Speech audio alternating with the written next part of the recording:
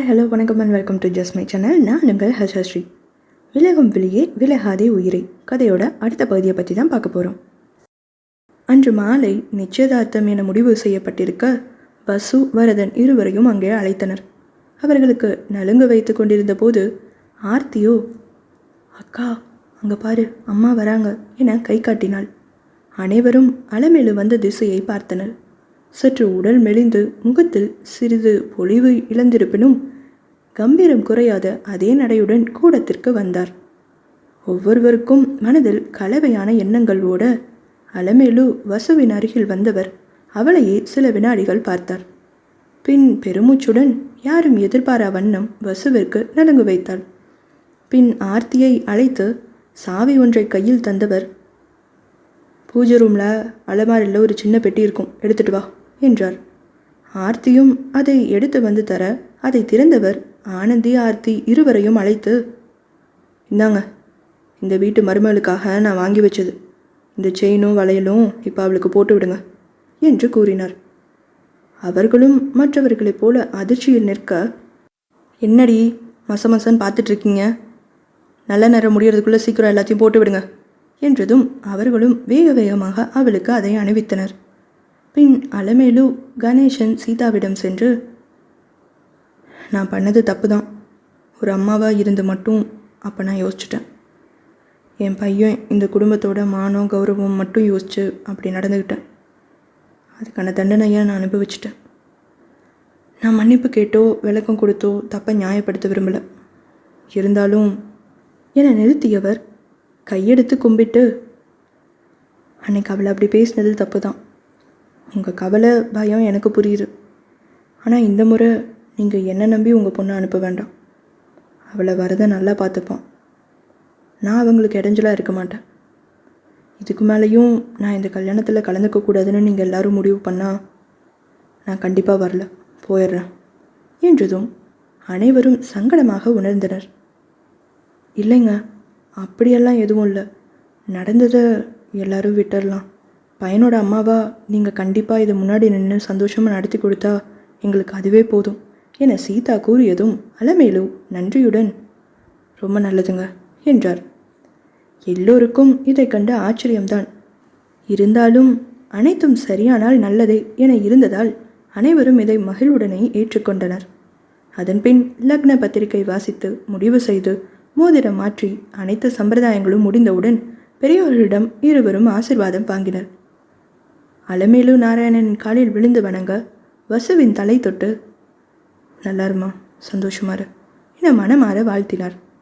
ஆனால் அப்போது வரை வரதன்புறம் அலமேலு திரும்பவே இல்லை. அவன் வாய் விட்டே கேட்டுவிட நாராயணனும் அலமேலுவிடம் வினவ, நான் ஒன்றும் அவனுக்காக வரல, என் மருமகளுக்காக தான் வந்தேன் என்றார். இதை கேட்ட வரதனும், அது சரி, மகனை கண்டுக்க மாட்டாங்களாம், மருமகன் மட்டும் வேணுமா என கிண்டல் செய்ய அப்போதும் அலமேலு அவனுடன் பேசாமலேயே முகத்தை திருப்பிக் கொண்டே இருந்தார். பாட்டியும் இதை கவனித்துவிட்டு, இது என்ன அலமேலு பிடிவாதம் பண்ணிக்கிட்டு இருக்க? ஆமாம், வேற என்னம்மா பண்ணணுங்கிற? அவன் மட்டும் இல்லை, எல்லார் மேலேயும் தான் எனக்கு கோபம். ஒட்டு மொத்தமாக சேர்த்து என்னை மட்டும் ஒதுக்கி வச்சிட்டிங்கல்ல. இப்போவும் வசு இல்லாட்டி என்னை யாரும் கண்டுக்கிட்டு இருக்கக்கூட மாட்டீங்க தானே? அவள் மட்டும்தானே நான் தப்பு பண்ணியிருந்தாலும் என் இடத்துலேருந்து யோசித்து எனக்காக ஆதரவாக பேசினா. அவளுக்கு புரியுது நான் எப்படி எதனால் அப்படி பண்ணேன்னு. ஆனால் இவ்வளோ வருஷம் என் கூட குடும்பம் நடத்தின என் புருஷனுக்கும் புரியலை, நான் பார்த்து பார்த்து வளர்த்தின என் பிள்ளைங்களுக்கும் புரியலை. என்னமோ நான் கொடுமைக்காரி மாதிரி நடத்துகிறாங்க. நான் இப்படி தான், என் குடும்பம் பிள்ளைங்களுக்கு ஒன்றுன்னா பதறுவேன், கோபப்படுவேன். அவங்கள சங்கடப்படுத்தினவங்கள சும்மா விடக்கூடாதுன்னு நினப்பேன். ஆனால் அதெல்லாம் உங்கள் நல்லதுக்குன்னு தான் நான் நினச்சி செஞ்சேன். என்ன சொல்கிறத கொஞ்சம் அதட்டி சொல்லியே பழகிட்டேன். ஆனால் அவங்கள காயப்படுத்தி எதையும் செஞ்சு அவங்க சந்தோஷத்தை கெடுக்கணும்னு நான் என்றைக்குமே நினச்சதில்லை. அதை கூட இவங்க யாருனாலையும் புரிஞ்சுக்க முடியலல்ல. எல்லாத்துக்கும் மேலே இவர் என வரதனை கை காட்டியவர் என்கிட்டேருந்து மொத்தமாக விலகணும்னே முடிவு பண்ணிட்டார் போல. நான் அவ்வளோ மோசமானவ இல்லை, ஒரு வார்த்தை பேச அவ்வளோ யோசிக்கிறான் என கண் கலங்கி அழுதுவிட வரதனும், அம்மா அப்படி இல்லைம்மா, வேண்டாம் வேண்டாம், நீ பேசாத, இந்த அம்மாங்கிற வார்த்தையை நீ கூப்பிட்டே 5 வருஷம் ஆச்சு தெரியுமா என்று கேட்டதும் அவன் தலை கவிழ்ந்து நிற்க, ஒரு தாயின் வேதனையை உணர்ந்து கொண்ட அனைவரும் அவரை தேற்றும் வழியின்றி அமைதியாகவே நின்றனர். இவ்வளோ நாள் செஞ்ச தப்புக்காக பேசலை, இப்போ உனக்கு கல்யாணம் முடிவு பண்ணி அதுக்கு எனக்கு சொல்லக்கூட தோணலைல்ல. நான் வந்தால் உன் சந்தோஷத்தை கெடுத்துடுவேன்னு நினச்சிட்டல. நான் வரலன்னா குற்ற உணர்ச்சியோடு இருப்பேன்னு சொன்னால, அவளை மேலும் மேலும் கஷ்டப்படுத்த வேண்டான்னு தான் நான் இங்கே வந்தேன். அவளுக்காக கல்யாணம் பார்த்துட்டு போயிடுறேன். திரும்ப உங்களை தொந்தரவு பண்ண மாட்டேன். என் பையங்கிற உரிமையில் அவனோட நல்லதுன்னு நினச்சி தான் இவ்வளோ வருஷம் எல்லாமே சொன்னேன் செஞ்சேன். ஆனால் இதுக்கு மேலே அதெல்லாம் எங்கே என கண்ணீருடன் கூற அவன் இன்னும் மௌனமாகவே இருந்தான். இதை கேட்ட வசுவோ, அத்தை இப்போவும் அவர் உங்கள் பையன்தான் அத்தை. உங்ககிட்ட சொல்லி ஒரு வேளை நீங்கள் இன்னும் என் மேலே கோபமாக இருந்து வேண்டாம்னு சொன்னாலும் அது அவரால் கண்டிப்பாக தட்ட முடியாது. என்னை ஏற்றுக்கவும் முடியாமல் ரொம்ப கஷ்டப்படுவார். அவருக்கு நீங்கள் அவ்வளோ முக்கியம் அத்தை. இந்த நிமிஷம் கூட நீங்கள் வேண்டாம்னு சொன்னால் இந்த கல்யாணத்தை அவர் நிறுத்திடுவார். ஆனால் வேறு பொண்ணையும் கட்டிக்க சொன்னால் அதுவும் அவரால் கண்டிப்பாக முடியாது. மற்றவங்கக்கிட்ட பேசின மாதிரி அக்காங்கக்கிட்ட சண்டை போட்ட மாதிரி உங்ககிட்ட அவரால் அப்படி சண்டை போட முடியாமல் தான் அந்த மாதிரி எந்த விஷயமும் பேசவே வாய்ப்பு கொடுக்காம ரொம்ப தூரம் விலகி போயிருக்காரு. அவர் மனசில் இன்னும் உங்களுக்கான இடம் அப்படியே தான் இருக்கு என்று வரதனுக்காக அவர் எடுத்து கூற, அலமேலுவோ வரதனை பார்த்து கண் கலங்க அவனும் அவர் முன் மண்டியிட்டு அமர்ந்தவன், எனக்கு உங்கள் மேலே வசு விஷயத்தில் தப்பாக புரிஞ்சுக்கிட்டீங்க. பண்ண தப்பாக உணராமல் இருக்கீங்க. அந்த அம்மா கோபம் வருத்தம் எல்லாமே. ஆனால் மற்றபடி எனக்கு உங்ககிட்ட எந்த வருத்தமும் இல்லைம்மா. மற்றவங்கெல்லாம் சொன்ன மாதிரி என்னை நீங்கள் அதிகாரம் பண்ணீங்க அடக்குனீங்கன்னு நான் என்றைக்குமே நினச்சதில்லை, இப்போவும் நினைக்கல. எனக்கு தெரியும் அதை நீங்கள் எவ்வளோ ஆசையாக பார்த்து பார்த்து எனக்காக பண்ணுவீங்கன்னு. எனக்காக ஒன்று செஞ்சு நீங்கள் எவ்வளோ பெருமைப்படுவீங்க பூரிச்சு போவீங்கன்னு நான் பார்த்துருக்கேம்மா. நான் அப்படிமா உங்களை வெறுப்பேன்? நான் உங்களை தப்பாக நினைக்கலம்மா. இப்போ வரைக்கும் நான் பல விஷயங்களில் மாறி இருந்தாலும் உங்ககிட்ட எனக்கு இது பிடிக்கும் பிடிக்காது, இது செய்வேன், இது தப்புன்னு சொல்கிற அளவுக்கு வந்திருக்கேனே தவிர என் வாழ்க்கையை நான் பார்த்துக்குவேன், நீங்கள் முடிவு பண்ணாதீங்கன்னு என்னால் உங்ககிட்ட எடுத்தெறிஞ்சு சொல்ல முடியாதுமா.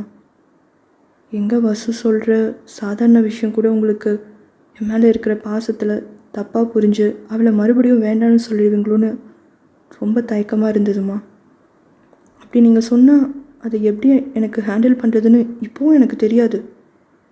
அதுதாம்மா சொல்லவே ரொம்ப யோசித்தேன். நீங்களும் அவளும் சேர்ந்து இருந்தால் நான் எவ்வளோ சந்தோஷப்படுவேன் தெரியுமாம்மா. ப்ளீஸ்மா, எனக்கு வசு ரொம்ப பிடிக்கும். அவளை வேண்டாம்னு சொல்ல மாட்டேல்லம்மா.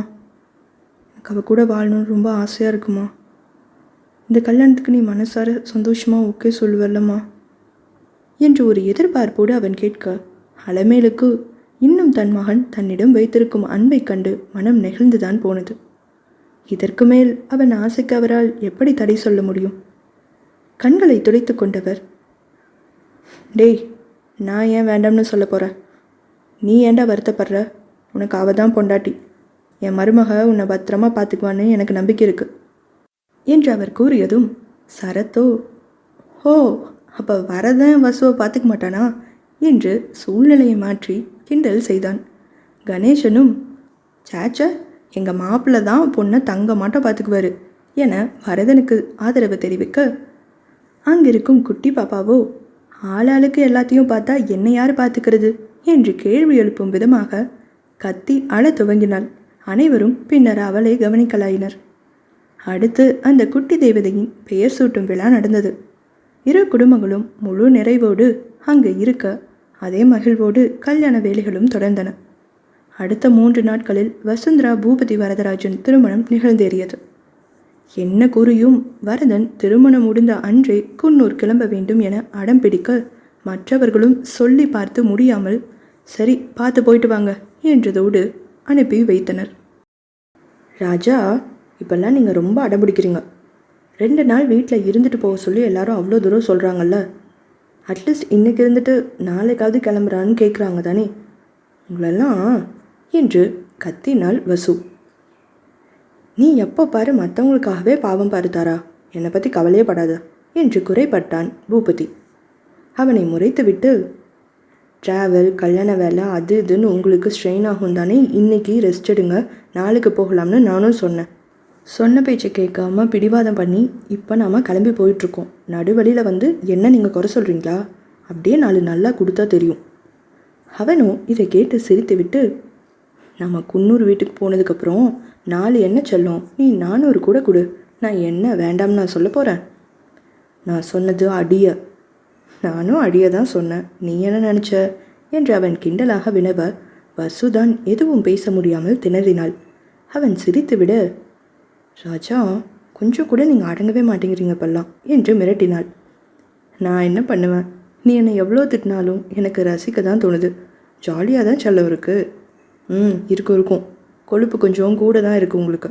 சொன்ன பேச்சை கேட்காம தேவையில்லாமல் ஓவராக ஸ்ட்ரெயின் பண்ணுறது. ரூமில் தனியாக விட்டு நல்ல 4 சாத்தி பட்னி போட்டு அடைச்சி வைக்கிறேன், அப்போ தான் புத்தி வரும். வாய் விட்டு சிரித்தவன், அப்படி விட்டால் புத்தி வராது, பசி தான் வரும் என்று கூற அவளோ முறைத்தாள். முறைக்காதம்மா, நீ திட்டும்போது எனக்கு கோபமோ வருத்தமோ வரவே மாட்டேங்குது. நீ இவ்வளோ உரிமையாக திட்டுறது ரொம்ப நல்லா இருக்கு தெரியுமா என்று கேட்டதும் அவளும் புன்னகைத்தாள். உண்மையான புருஷன் பொண்டாட்டி மாதிரி நீ எவ்வளோ அக்கறையாக எனக்காக யோசிச்சு திட்டுற.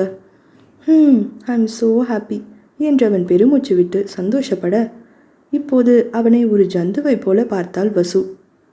என்னடா தரா, என்ன அப்படி பார்க்குற என்று அவன் கேட்க, அதில் கடுப்பானவள், ஏய் லூசு, இப்போ உண்மையாகவே நாம புருஷன் பொண்டாட்டி தாண்டா, மறந்துட்டியா? ஐயோ என்று தலையில் அடித்து கொண்டு கத்தினாள். ராஜாவும் சட்டென தன் தலையில் கொட்டி கொண்டவன், சாரிடா செல்லம், நீ என் கூட இருக்கிற சந்தோஷத்தில் எனக்கு வேறு எதுவுமே ஞாபகம் இல்லை. எனக்கு உன்னை அவ்வளோ பிடிக்கும், ஆனால் இதெல்லாம் நான் கனவுல கூட நினச்சதில்லை. ஸோ என்னால் நம்ம கல்யாணத்தை இப்போவும் நம்பவே முடியல. நீ சொல்லு, நமக்கு உண்மையாகவே கல்யாணம் ஆகி நீ என் ஒய்ஃபாக ஆகிட்டியா என்று இப்போதும் சந்தேகமாக கேட்க அவளோ அவனை அடிக்க துவங்கினாள். சரி ஒத்துக்கிறேன். ஆமாம், நமக்கு கல்யாணம் ஆயிடுச்சு, வேண்டாம், வலிக்குது என்று வண்டியை நிறுத்திவிட்டான். அடித்து முடித்து விட்டவள் ராஜாவிடம், என்ன இன்னசென்ட்னு நினப்பா என்று கத்தினாள். அது என்னமோ தெரில தாரா, நான் எவ்வளோ மாறினாலும் மற்றவங்கக்கிட்ட ரொம்ப கரெக்டாக இருக்கேன். உன் கூட இருக்கும்போது மட்டும் பழைய வரதை அப்பப்போ எட்டி பார்க்குறான். அவனை என்னால் அடக்கவே முடிய மாட்டேங்குது. அவன் கேட்குற கிறுக்குத்தனமான சின்ன கேள்விகளுக்கெல்லாம் நீ ஓர கண்ணால் லைட்டாக மறைச்சி பார்த்துட்டு அப்புறம் பொறுமையாக பதில் சொல்லுவ பாரு. அப்புறமும் கேட்டால் கோபத்தோட க்யூட்டாக சொல்லி தருவியா? அது அவனுக்கு ரொம்ப பிடிக்கும். ஸோ அதை எதிர்பார்த்து தான் இப்படியெல்லாம் என்னை கேள்வி கேட்க வைக்கிறான்னு நினைக்கிறேன். இப்போது அவள் ஓர கண்ணால் அவனை முறைக்க அவனும் புன்னகையுடன், சேம் தாரா, இதே ரியாக்ஷன் தான். அந்த வரதனுக்கு மட்டும் இல்லை, இந்த ராஜாவுக்கும் இது ரொம்ப பிடிக்கும் என்று கூறியதும் அவள் சிரித்தே விட்டாள். ஸோ ஸ்வீட் தாரா செல்லம். ஃப்ராடு, வண்டி எடுங்க என்றதும் அவனும் புன்னகையுடன் வண்டியை கிளப்பினான். வண்டியை இயக்கியவன், ஏன்னு தெரில தாரா, என்ன இருந்தாலும் அங்கே இருக்கும்போது எனக்கு பழசெல்லாம் தான் ஞாபகம் வருது. அதை நான் மறக்கணும்னு முயற்சி பண்ணுறேன். அந்த வரதனோட இன்னசென்ட் உனக்கு எவ்வளோ கஷ்டத்தை கொடுத்துருச்சுல்ல என அவன் வருந்த, அவளோ அவனது கைகளை ஆதரவாக அழுத்தினாள். ராஜா, அதை விடுங்க என்றதும் அவன் பெருமூச்சுடன், ஆனால் குன்னூரில் நீ பழைய வசுவா இல்லையேங்கிற குறை ஆரம்பத்தில் இருந்தாலும் அது போக போக கொஞ்சம் சரியாச்சு. நீ எதிர்பார்த்த அளவுக்கு முழு மனசா உனக்கு பிடிச்ச நீ நம்புகிற ஒரு ஆண்மகனாக முழுசாக நான் மாறி இருக்கேனான்னு எனக்கு சொல்ல தெரில. ஆனால் உனக்கு பிடிக்காத மாதிரி நான் இல்லைன்னு என்னால் கண்டிப்பாக சொல்ல முடியும். அதெல்லாம் உன் கண்ணில் அப்பப்போ தெரிகிற ஆச்சரியம், சந்தோஷம், பெருமையில் நான் பார்த்துருக்கேன்.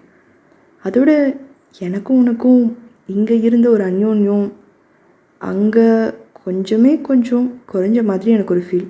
அதுதான் நமக்கான இடத்துல உன் கூட இருக்க உன்னை அடம் பிடிச்சி இங்கேயே நான் கூட்டிகிட்டு வந்துட்டேன் என்று அவன் மகிழ்வுடன் கூற, அவனையே பார்த்தவள் சில வினாடிகள் கழித்து, அது மட்டும்தான் காரணமா ராஜா என்று கேள்வியாக கேட்டாள்.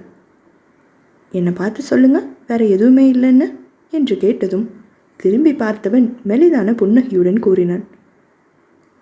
என்னதான் எல்லாரும் மன்னிப்பு கேட்டாலும் கூடவே இருக்கும்போது ஏதோ ஒருத்தலோடவே இருக்கிற மாதிரி இருந்தது. அங்கே எல்லாரும் தப்பாக உணர்ந்துட்டாங்க தான், மாறிட்டாங்க தான். இருந்தாலும் உன்னை யாரும் எதுவும் சொல்லாமல் பார்த்துக்கணும், நீ கொஞ்சம் கூட முகம் வாடாத அளவுக்கு எல்லாமே கரெக்டாக இருக்கணும்னு என் மனசில் ஏதோ ஓடிட்டே இருக்குது. அதுக்காக நான் உன் கூடவே இருக்கிறது, யார் உங்ககிட்ட பேசினாலும் விடாமல் உன்னை கவனிக்கிறது, இது எல்லாம் கண்டிப்பாக ஒத்து வராது. அது அவங்களுக்கும் கஷ்டம், உனக்கும் கஷ்டம். அதுதான் எதுக்கு இவ்வளோ டென்ஷன், பேசாமல் ஊருக்கு கூட்டிகிட்டு போயிடலாம்னு முடிவு பண்ணிட்டேன். தாரா இப்போது புன்னகையுடன், ஏன் ராஜா, என்னை யார் என்ன பண்ணிட போகிறாங்க? நீங்கள் ஏன் இவ்வளோ எக்ஸ்ட்ரீமில் யோசிக்கிறீங்க? மிஞ்சி மிஞ்சி போனால் ஏதாவது சின்ன கிளாஷ் வரும், முடிஞ்சால் சொல்லி பார்ப்பேன், இல்லை அட்ஜஸ்ட் பண்ணிக்கலாம். இதில் என்ன இருக்குது? தெரியல தாரா, நான் ஏன் இப்படி யோசிக்கிறேன்னு. ஆனால் திரும்ப உன் விஷயத்தில் ரிஸ்க் எடுக்க எனக்கு மனசு வரல. பல வருஷம் உண்மையாகவே ஏதோ தவம் பண்ணி நீ எனக்கு கிடைச்ச மாதிரி ஒரு ஃபீல். எனக்கு வராது கஷ்டம்னு நினச்ச எல்லாமே தேடி தேடி நான் கற்றுக்கிட்டேன். என் தாராவுக்கு பிடிச்ச விஷயம் எது, அவள் ஒரு விஷயத்தை எப்படி யோசிப்பா, எப்படி நடந்துப்பான்னு உன் தம்பி தங்கச்சி ஃப்ரெண்ட்ஸுன்னு எல்லார்கிட்டையும் கேட்டு எல்லாமே தெரிஞ்சுக்கிட்டேன். ஆனால் நீ எங்கே இருக்கேன்னு மட்டும் என்னால் தெரிஞ்சுக்கவே முடியல. பல பேர் பேசி பிரச்சனை வரும்னு சொல்லி பார்த்துருக்கேன், கேள்விப்பட்டிருக்கேன். ஆனால் தேவைப்படுற நேரத்தில் பேசாமல் இருந்ததால் எவ்வளோ பிரச்சனை என்னால். அதுவும் ஏன் தாராவுக்கு இப்படி ஒரு நிலைமைன்னு தினம் தினம் உள்ளேயோ புழுங்கியிருக்கேன். ஒரே ஒரு தடவை அவளை பார்க்குற சான்ஸ் கொடு கடவுளே. இனி அப்படி கவனிக்காமல் பொறுப்பு இல்லாமல் நான் விட்டுற மாட்டேன், அவளை கஷ்டப்படுத்த மாட்டேன்னு கெஞ்சி கூத்தாடி கடவுள்கிட்டேருந்து உன்னை திருப்ப வாங்கியிருக்கேன் தாரா. இப்போ எல்லோரும் சாரி சொல்கிறதால நம்பி அவ்வளோ ஈஸியாக திரும்ப உன் விஷயத்தில் என்னால் ரிஸ்க் எடுக்க முடியாது. எனக்கு நீ வேணும் தாரா, உன் கூட நான் வாழணும். நீ சந்தோஷமாக இருக்கிறத தினமும் பார்த்து வாழணும்னு ரொம்ப ஆசையாக இருக்குது என சொன்னவனின் குரலில் அதீத காதலும் ஏக்கமும் வெளிப்பட்டது. பிரச்சனையும் வரக்கூடாதுன்னு நினைக்கிறது முட்டாள்தனமாக இருக்கலாம், ஆனால் இந்த முட்டாள்தனத்தை உன் விஷயத்தில் மட்டும் என்னை மாற்றிக்க சொல்லத ப்ளீஸ் தாரா என அவன் கூற அவனின் அன்பில் அவள் வார்த்தைகளற்று போனாள். அவனின் கைகளை கட்டிக்கொண்டு தோளில் சாய்ந்தாள். அந்த மலை பாதையில் இந்த மௌன பயணம் இருவரின் மனதில் நிறைவும் மகிழ்ச்சியும் போட்டி போட அவர்களுக்கு அது இனிமையான தருணமாக அமைந்தது. வீட்டிற்கு வந்து சேர மாலையாகிவிட்டது. வந்ததும் வீட்டிற்கு அழைத்து பேசிவிட்டு அவன் சென்று குளித்து ஃப்ரெஷ் ஆகி வர களைப்பாக அப்படியே படுத்திருந்தவனை பார்த்தவளுக்கு பாவமாக இருந்தது. சரி கொஞ்ச நேரம் தூங்கட்டும்னு விட்டுட்டு கீழே சென்று இரவு உணவு தயார் செய்தாள் வசு. சிறிது நேரம் உறக்கத்திற்கு பின் விழித்தவன் அவளை தேடி சமையலறைக்கு வந்தான்.